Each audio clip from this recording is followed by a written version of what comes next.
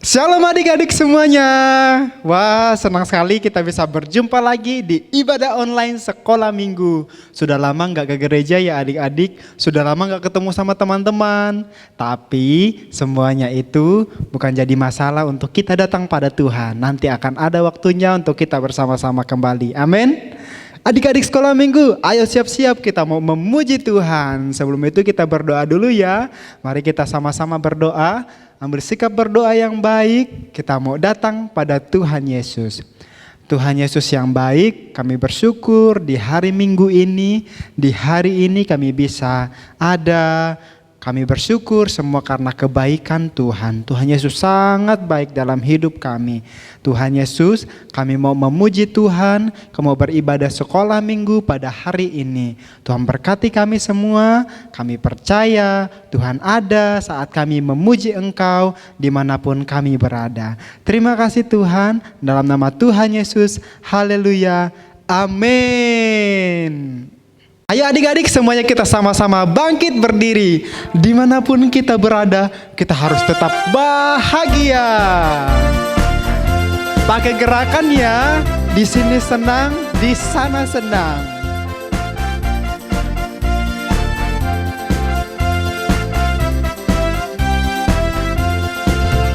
Di sini senang, di sana senang, di mana-mana hatiku senang.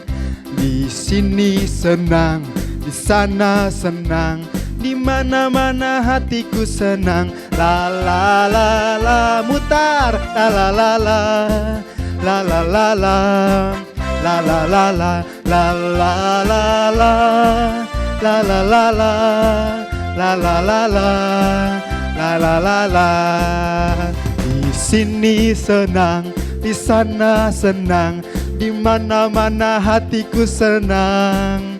Di sini senang, di sana senang juga, di mana-mana hatiku senang. La la la la, la la la la, la la la la, la la la la, la la la la, la la la la, la la la la, la la la la. Yeay, beri tepuk tangan semuanya sambil tersenyum ya.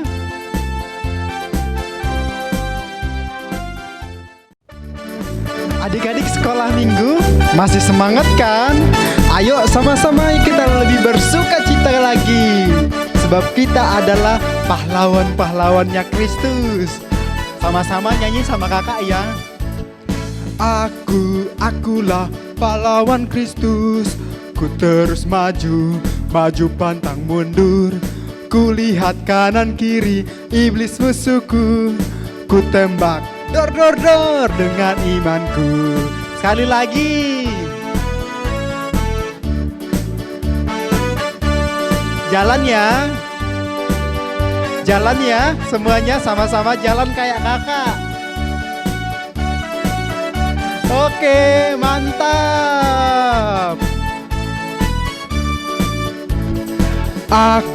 Akulah pahlawan Kristus. Ku terus maju, maju pantang mundur.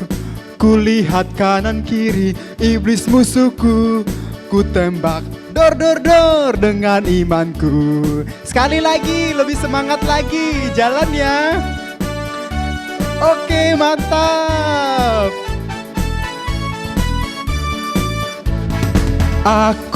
Akulah pahlawan Kristus. Maju, ku terus maju, maju pantang mundur. Ku lihat kiri kanan iblis musuhku. Ku tembak dor dor dor dengan imanku. Yeay, beri tepuk tangan semuanya. Senang sekali hari ini kita bisa memuji Tuhan. Kakak lihat semuanya bahagia dan bersuka cita.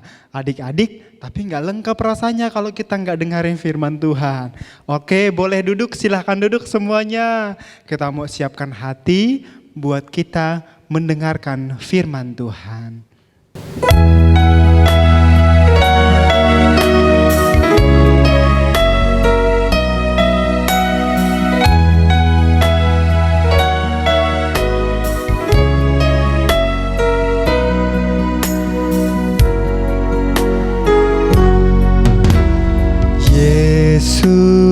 ku panggil, Yesus ku undang masuk dalam hatiku. Sama-sama ya adik-adik. Yesus ku panggil, Yesus ku undang masuk dalam hatiku. Memimpin, menuntun setiap langkah hidupku. Sucikan, kuduskan semua dosaku. Adik-adik sekolah minggu, ayo sama-sama taruh tangannya di dada ya. Kedua tangannya kita mau nyanyikan pujian ini sekali lagi. Kita mau undang Roh Kudus masuk dalam hati kita. Ayo taruh kedua tangannya di dadanya. Sama-sama kita nyanyikan lagi pujian ini. Yesus ku panggil, Yesus ku undang masuk dalam hatiku. Yesus ku panggil, Yesus ku undang masuk dalam hatiku.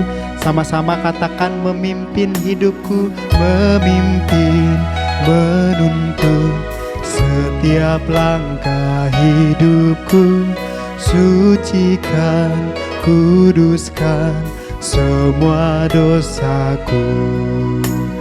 Memimpin, menuntun setiap langkah hidupku. Sucikan, kuduskan semua dosaku. Tangannya masih di dada ya, sama kayak seperti kakak. Tuhan Yesus yang baik, tuntun kehidupan adik-adik sekolah minggu yang hari ini sedang mengikuti ibadah Tuhan. Tuntun dan pimpin hidup mereka ya Roh Kudus untuk tetap berada di jalannya Tuhan. Kami percaya Roh Kudus selalu menemani adik-adik kami yang berada di rumah saat ini yang sedang beribadah sekolah minggu. Kami siap dituntun oleh kebenaran firman-Mu. Tuhan berkati kami, Tuhan buat kami mengerti apa yang Tuhan inginkan untuk kami lakukan dalam hidup kami. Berkati guru yang mengajar kami, Tuhan yang senantiasa berkati mereka. Dalam nama Tuhan Yesus, haleluya, amin. Selamat mendengarkan firman Tuhan adik-adik. Semangat ya, antusias. Tuhan Yesus memberkati. Shalom adik-adik yang dikasihi dalam Tuhan Yesus Kristus. Apa kabar semuanya? Salam jumpa kembali sama Kak Santi. Ya, adik-adik semuanya sehat kan? Pasti dong, Kak Santi percaya semuanya pasti sehat dan dalam keadaan yang sangat luar biasa. Karena kita semua diberkati dan dilindungi sama Tuhan. Amin. Nah adik-adik, hari ini hari Minggu nih, kita mau beribadah. Tadi kita sudah puji Tuhan, kita sudah memuliakan nama Tuhan. Sekarang saatnya kita mau dengar firman Tuhan. Tapi sebelumnya, seperti biasa nih, Kak Santi mau tanya, siapa yang masih ingat tentang firman Tuhan minggu lalu?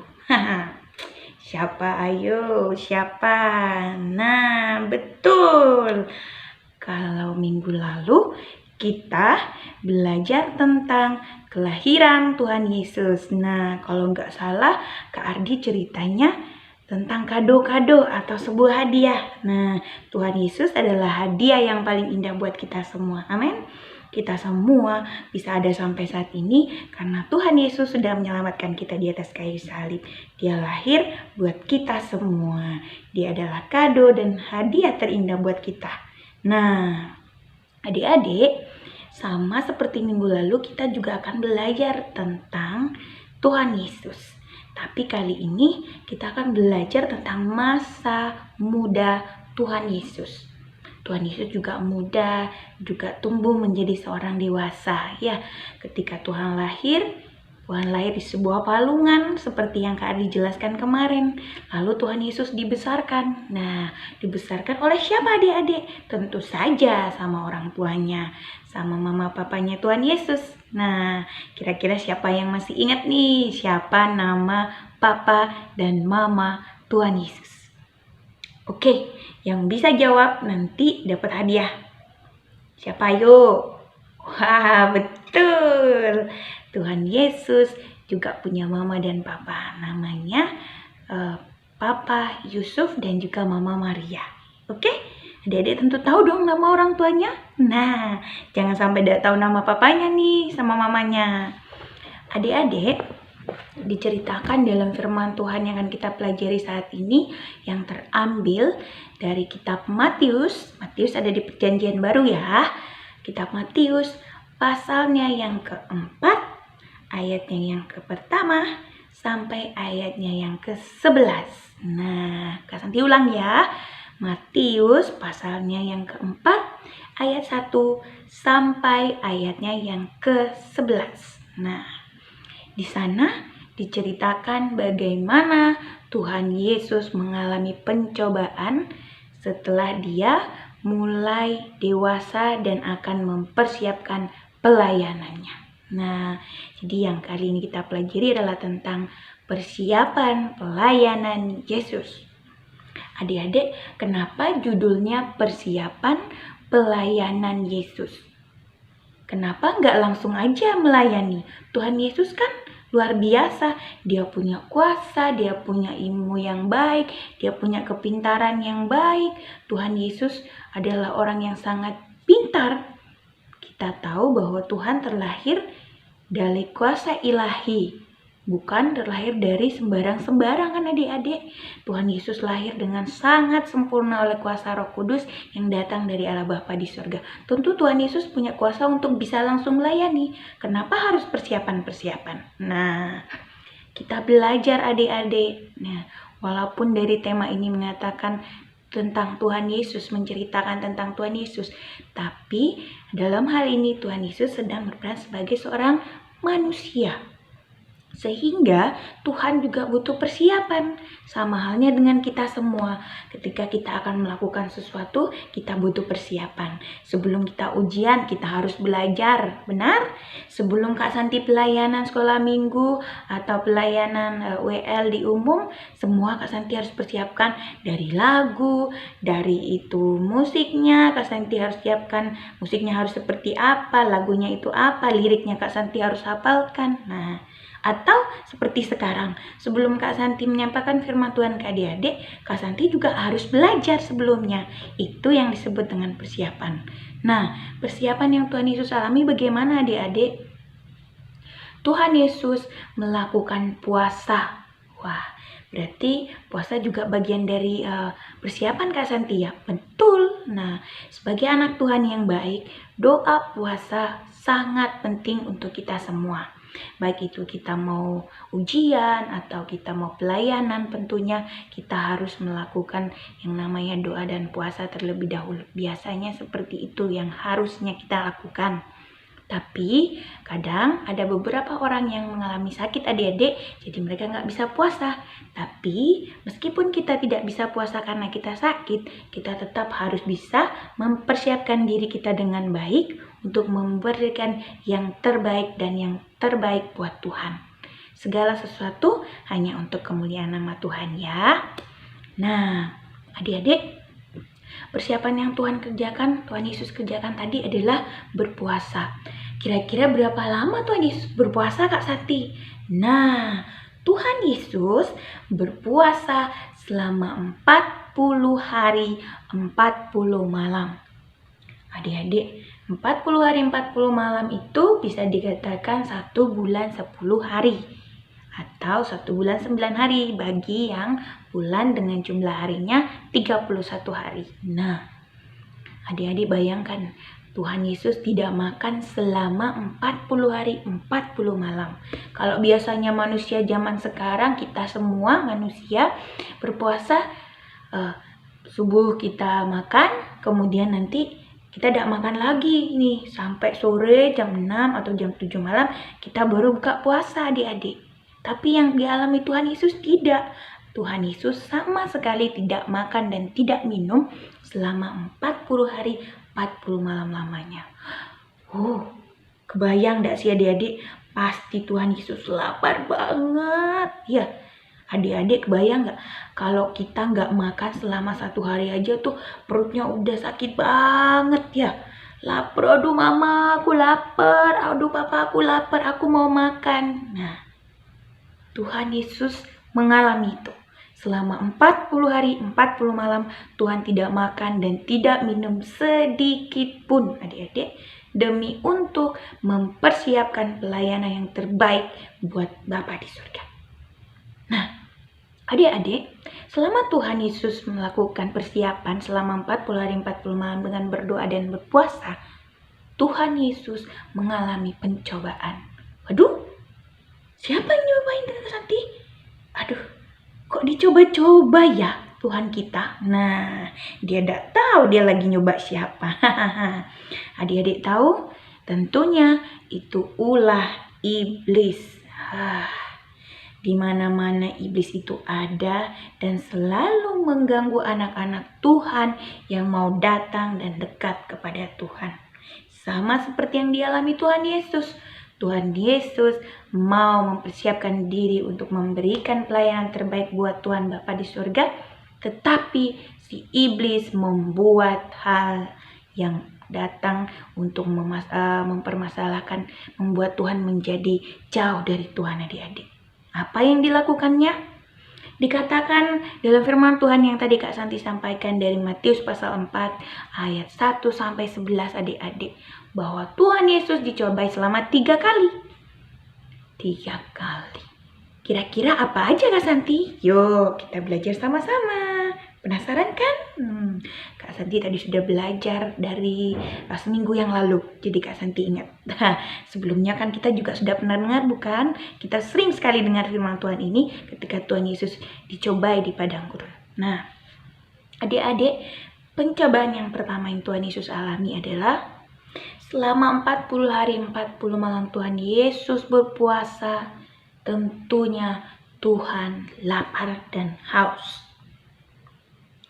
Selama 40 hari 40 malam tidak ada makanan, tidak ada air. Di padang gurun kering sekali adik-adik. Pernah ke padang gurun? Ada yang pernah? Kak Santi belum pernah ke padang gurun. Kalau ke padang savana sudah pernah. Tapi kalau padang savana kan sejuk, hijau ya. Kalau padang gurun itu, adik-adik tahu gurun kan? Gurun pasir itu panas adik-adik. Di sana tidak bisa kita temukan air dengan mudah. Jadi ketika Tuhan Yesus haus dan lapar, disitulah kesempatan si iblis mau mencobai Tuhan. Yang pertama adik-adik, dia sudah tahu nih kalau Tuhan Yesus lapar. Oh, anak ini lapar nih, katanya iblis. Kayaknya aku harus cobain dia. Gimana caranya? Aha, katanya iblis. Aku punya ide. Dia bilang gini sama Tuhan. Iblis datang sebagai wujud seekor ular. Dia jadi ular adik-adik. Kamu lapar ya? Nah, ini kata gampangnya ya Kak Santi. Gak mengikuti kata-kata yang di Alkitab. Biar adik-adik mudah mengingat dan juga belajar. Nah, kamu pasti lapar kan? Gimana? Kamu kan anak Tuhan. Gimana kalau kamu ubah tuh si batu-batu itu jadi roti? Kamu kan punya kuasa, kamu pasti bisa ngubah batu-batu itu jadi roti. Kalau kamu sudah ubah, kamu bisa makan, kan kamu bisa kenyang, kamu gak lapar lagi. Nah, benar-benar si setan ini ya, dia selalu buat ulah ya adik-adik. Tidak boleh ditiru adik-adik si setan ini. Nah, ternyata Tuhan kita memberikan jawaban yang luar biasa kepada dia adik-adik. Tuhan Yesus menjawab demikian. Sudah dan ada tertulis dalam Alkitab bahwa manusia bukan hidup hanya dari roti saja. Yang dimaksud Tuhan adalah bahwa kita hidup di dunia ini bukan hanya karena makan dan minum, melainkan juga karena firman Tuhan. Nah, adik-adik, Tuhan menjawab iblis dengan tegas bahwa manusia hidup bukan hanya membutuhkan roti saja, melainkan juga firman kebenaran dari Tuhan. Sehingga manusia harus bisa belajar firman Tuhan dan menerapkannya dalam hidupnya sehari-hari. Seimbang antara makanan rohani dan makanan jasmani. Makanan jasmani ada nasi, ada lauk pauk, itu namanya makanan jasmani adik-adik. Sedangkan makanan rohani kita adalah firman Tuhan yang kita dengar setiap hari, kita baca setiap hari dalam Alkitab kita, dan kita mau lakukan, kita mau kerjakan dalam hidup kita sehari-hari. Cobaan kedua apa Kak Santi? Setelah dia suruh Tuhan ubah batu jadi roti, sekarang kayaknya orang ini gak mudah aku kerjain, gak mudah aku goda ya buat ikut aku, katanya iblis. Dia ngajak Tuhan, ayo ikut aku kamu. Nah, dia ajak Tuhan Yesus pergi ke sebuah tempat yang sangat tinggi dalam di atas adik-adik ya, di atas gedung, di atas genteng adik-adik, di atas atap yang sangat tinggi. Lalu dia mengatakan gini kepada Tuhan Yesus, tempat ini tinggi loh ya, cobalah kamu melompat ke bawah. Nah, kamu terjun dari atas ini turun ke bawah sana. Aku jamin kamu adalah anak Allah. Pasti Tuhan Allah atau Bapa di surga akan memerintahkan malaikat-malaikatnya untuk menjaga kamu dan menopang kamu di bawah supaya kamu tidak terluka. Aduh, si iblis ini adik-adik. Tadi sudah roti disuruh ubah jadi, batu diubah jadi roti. Sekarang gak puas juga karena Tuhan Yesus tidak terpengaruh, dia menyuruh Tuhan untuk loncat adik-adik dari gedung tinggi.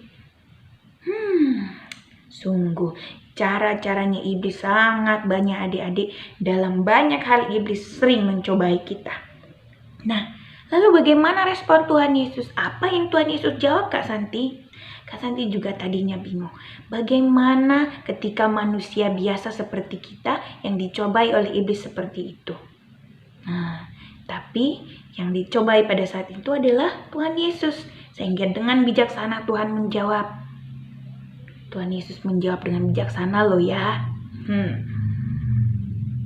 Aku beritahu kepadamu hai iblis, bahwa jangan sekali-sekali kamu mencobai Tuhan Allahmu. Jangan sekali-kali mencobai Tuhan Allah. Tuhan Allah kita Tuhan yang luar biasa adik-adik. Dia mampu melakukan apa saja yang kita anggap tidak mungkin. Sehingga Tuhan tidak boleh dicobai dengan hal-hal yang tidak penting seperti itu. Tuhan Yesus sendiri tahu bahwa ia mampu melakukan apapun. Bahkan ia bisa menyelamatkan dirinya sendiri ketika melompat dari gedung itu. Tapi Tuhan juga percaya bahwa Tuhan tidak boleh mencobai Bapa di surga. Adik-adik percaya bahwa kita semua manusia kerap kali mencobai Tuhan. Betul tidak? Aku mau berdoa sama Tuhan. Kira-kira kalau aku udah belajar hari ini, besok ujian aku dapat nilai 10 enggak ya? Dapat nilai 100 enggak ya? Aku nggak mau belajar. Paling-paling juga besok aku bisa ngerjakan. Nah, mengentengkan sesuatu itu salah satu hal ketika kita mau mencobai kuasa Tuhan. Karena Tuhan sendiri mengajarkan kita bahwa kita harus berdoa dan bekerja. Artinya, sebelum kita melakukan segala sesuatu, kita harus melakukan persiapan seperti yang Tuhan Yesus lakukan. Kita harus belajar sebelum ujian, kita harus belajar dengan tekun, dengan sungguh-sungguh. Dan jangan lupa berdoa minta hikmat dari Tuhan. Kita tidak boleh seolah-olah menganggap enteng karena kita anak Tuhan. Aku kan anak Tuhan, aku pasti diselamatkan. Aku tidak perlu berdoa, aku tidak perlu baca firman Tuhan, aku pasti selamat. Nah, kita mengentengkan kuasa Tuhan. Dalam hal ini kita sudah mencobai kuasa Tuhan, adik-adik. Tidak boleh seperti itu ya. Kita harus jawab seperti apa yang Tuhan Yesus ajarkan. Bahwa hidup kita tidak boleh sekali-kali mencobai Tuhan karena kuasanya luar biasa dalam hidup kita. Nah, sekarang yang ketiga adik-adik. Wah, yang ketiga adalah bagaimana si iblis menggoda Tuhan karena dia sudah tidak nemu cara lain. Lalu dia membawa Tuhan, ayo ikut aku lagi. Kamu harus ikut aku. Dia membawa Yesus pergi ke sebuah tempat yang sangat luas dan sangat tinggi. Di mana tempat itu kalau kita berdiri, kita bisa melihat seluruh isi dunia. Nah, ada gedung-gedung besar, ya, kerajaan-kerajaan besar zaman dahulu adanya kerajaan-kerajaan besar. Belum ada gedung-gedung tingkat-tingkat seperti sekarang ya adik-adik. Nah, kerajaan-kerajaan besar yang luas dengan banyak lembu-lembunya, banyak emas-emasnya, banyak madu dan banyak kekayaan alam yang luar biasa di sana. Lalu iblis mengatakan demikian kepada Yesus. Kalau kamu melihat semuanya ini yang ada di depan kamu, tuh ada kerajaan-kerajaan besar, ada domba-domba, ada sapi-sapi, dan seluruh isi dunia ini beserta kerajaan yang luas ini. Ketika kamu mau menyembah aku, katanya iblis, kamu akan memperoleh semuanya. Oh, jahat sekali si iblis ini ya. Seolah-olah dia yang punya dunia, dia yang menciptakan dunia ini. Padahal dia tidak tahu siapa yang dicobai. Yang dicobai adalah Tuhan Yesus, Tuhan sendiri. Nah, lalu dia mengatakan demikian supaya Tuhan Yesus mau sujud dan sembah kepada dia. Sujud sembah kepada siapa? Pada iblis adik-adik. Namun yang terjadi adalah Tuhan Yesus kembali menjawab dengan kata-kata yang bijaksana. Hei iblis, ketahuilah bahwa hanya kepada Allah Bapa di surga saja engkau harus menyembah dan tunduk sujud kepadanya. Tuhan memberikan jawaban yang sangat luar biasa kepada iblis agar iblis bisa berhenti menggoda Tuhan. Agar dia tahu kepada siapa dia sedang berbuat ulah. Iblis ini nakal sekali ya adik-adik ya. Dia selalu membuat onar di mana-mana. Mulai dari mencobai Tuhan, mencobai manusia-manusia lain. Bukan cuma Tuhan saja. Nah, siapa yang nanti? Kita. Nah, adik-adik, kerap kali dalam hidup kita, dalam pelayanan kita sehari-hari, dalam gereja kita, dalam keseharian kita, kita kerap dicobai sama iblis. Benar? Nah, dalam sadar atau tidak sadarnya kita pernah dicobai adik-adik. Kadang iblis mencoba kita dengan hal-hal yang sangat kecil dan kita tidak ketahui. Nah, contohnya, ini sudah pagi, waktunya kita bangun, kita berdoa. Tapi karena terlalu ngantuk, kita jadi tidak bangun dan kita kesiangan. Lalu setelah kita kesiangan, kita bangun dengan buru-buru dan kita tidak berdoa. Itu salah satu godaan iblis. Iblis membuat kita mengantuk adik-adik. Aduh, ngantuk, masih ngantuk. Jangan bangun, tunggu dulu mama, aku masih ngantuk deh. Akhirnya kita lupa dan tidak berdoa adik-adik. Ini salah satu perbuatan iblis loh ya. Jangan sampai lengah. Ingat bahwa dalam setiap hari hidup kita, nafas hidup kita adalah sebuah anugerah. Jadi setiap kali bangun pagi kita harus berdoa dan mengucap syukur buat nafas hidup kita dan kepercayaan Tuhan buat kita semua. Ada contoh lain. Yang seharusnya kita lakukan adalah kita baca firman Tuhan. Alkitab kita sedang menunggu untuk kita sentuh dan kita baca.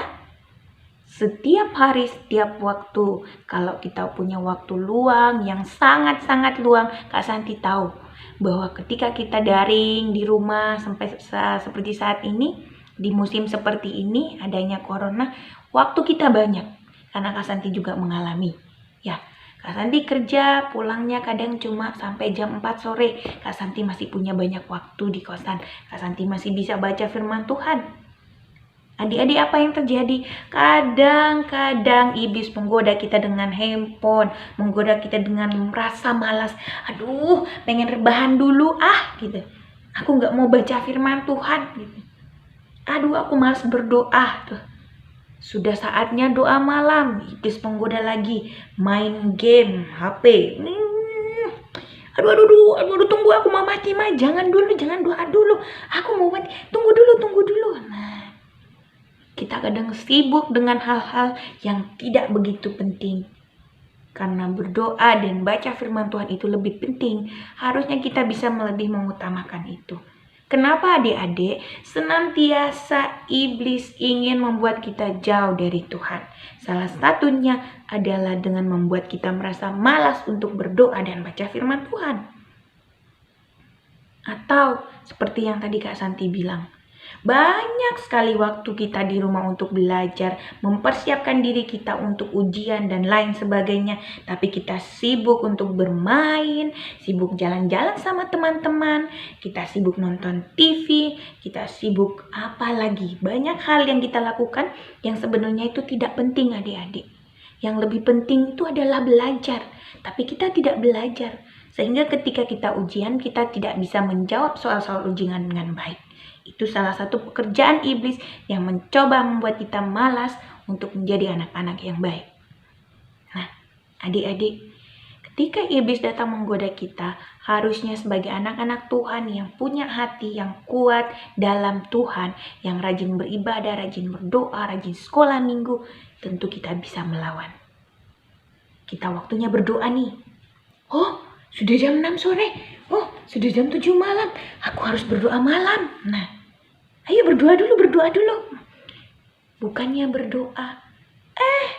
Temannya nelfon. Ayo kita main game bareng yuk. Dan, oh ya udah, ayo main game. Lah, doanya gimana? Ditinggal adik-adik. Itu salah satunya.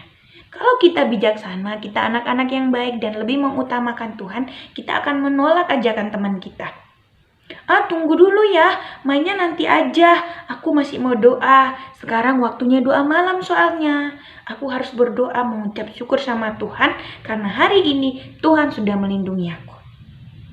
Nah, adik-adik, kita mau belajar dari apa yang Tuhan Yesus alamin. Meskipun Tuhan dicobain 3 kali yang artinya berulang-ulang, tapi Tuhan Yesus tidak lengah, tidak tergoda oleh hasutan setan, dan dia tetap teguh untuk menyenangkan hati Tuhan. Tuhan Yesus lebih mengutamakan menyenangkan hati Tuhan daripada menyenangkan iblis. Kadang kita gitu, gak enakan nih. Gak enak Kak Santi kalau nolak ajakan teman-teman lain. Lah, kalau gak enak sama temennya, terus gimana sama perasaan Tuhan? Nah, masa iya adik-adik lebih menghargai perasaan temannya dibandingkan perasaan Tuhan yang sudah memberikan kehidupan yang nyata yang saat ini adik-adik bisa bernapas? Itu karena Tuhan. Ayo, adik-adik tentu bisa memilih kepada siapa adik-adik harus lebih setia dan berserah.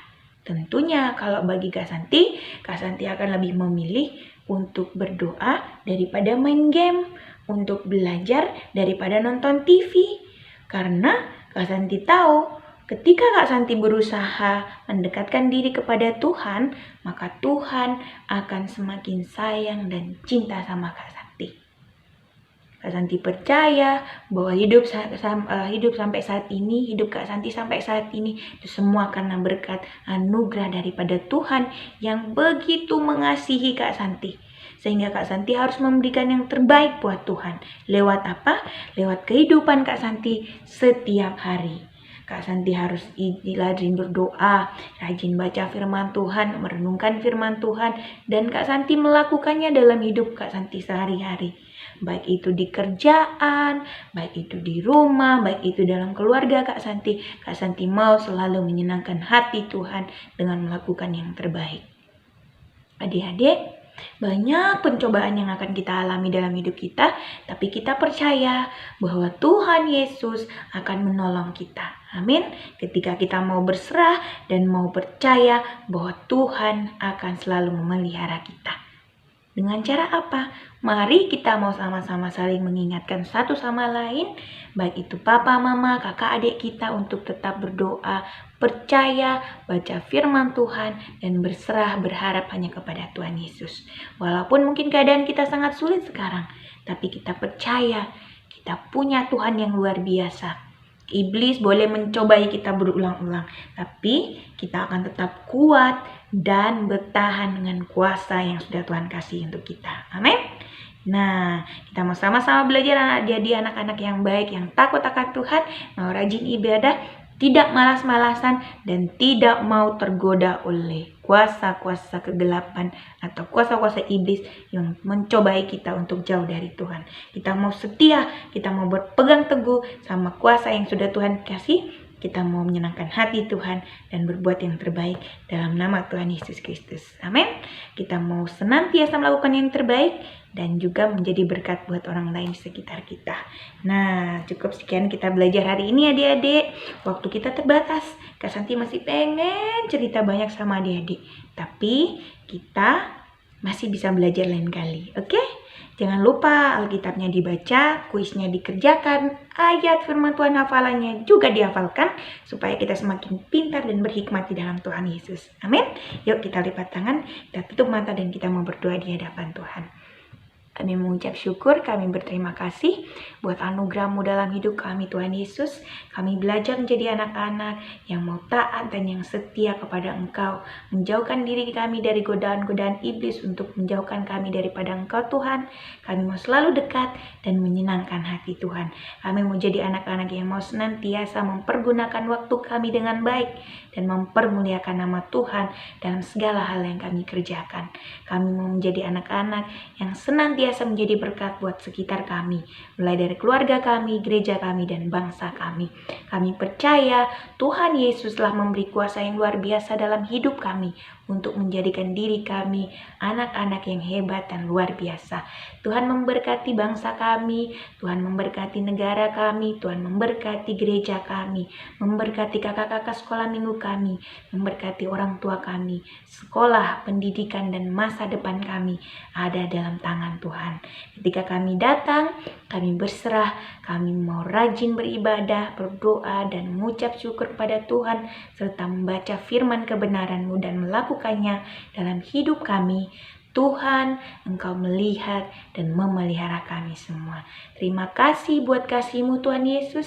Kami mengucap syukur buat firman-Mu hari ini, memberkati kami semua, sebab kami datang hanya beralaskan satu nama, yaitu nama Tuhan Yesus Kristus. Amin.